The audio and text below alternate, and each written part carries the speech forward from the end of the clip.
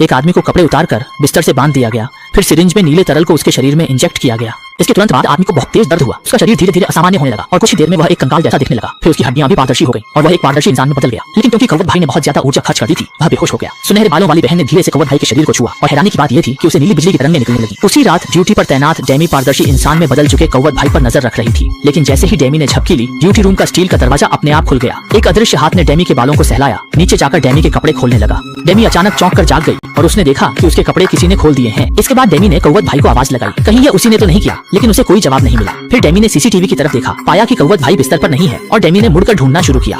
इसी दौरान कौवत भाई बिस्तर पर लौट आया। अगली सुबह डेमी ने कौवत भाई की हरकतों के बारे में अपने साथियों को बताया।